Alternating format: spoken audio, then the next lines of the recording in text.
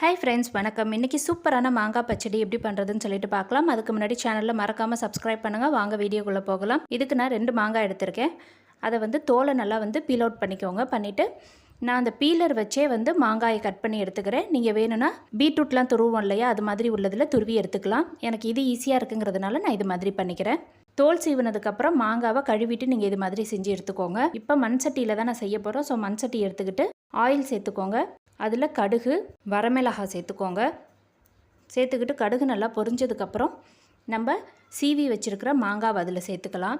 இந்த மாங்காய் பச்சடியில் இனிப்பு, காரம் லைட்டாக இருக்கும், புளிப்பு டேஸ்ட்டு இருக்கும், எல்லாமே சேர்ந்துருக்கும். ரொம்ப சூப்பராக இருக்கும்.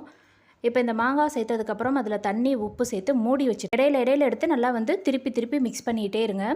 மாங்காய் இந்த அளவுக்கு ஒரு 75% வெந்ததுக்கப்புறம் நீங்கள் ஜீனி அப்படி இல்லைன்னா நாட்டு சக்கரை இல்லை வெல்லம், உங்களோட ஆப்ஷன், நீங்கள் அதை சேர்த்துக்கிட்டு இந்த அளவுக்கு வந்ததுக்கப்புறம் ஆஃப் பண்ணிவிடுங்க. ஃபைனலாக நான் நெய்யில் முந்திரி, திராட்சை தாளித்து போட்டுக்கிறேன். இது என்னோடய ஆப்ஷன், உங்களுக்கு வேண்டான்னா நீங்கள் ஸ்கிப் பண்ணிக்கலாம்.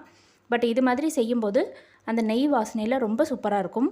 இந்த பச்சடி ஒவ்வொருத்தவங்க ஒவ்வொரு மாதிரி செய்வாங்க. நான் எப்படி செய்வேங்கிறத உங்களுக்கு வீடியோ நான் காமிச்சிருக்கேன். இது செஞ்சு பாருங்கள், அவ்வளோ சூப்பராக இருக்கும். திரும்ப செய்வீங்க. வீடியோ பிடிச்சிருந்தால் லைக் பண்ணுங்கள். தேங்க்யூ.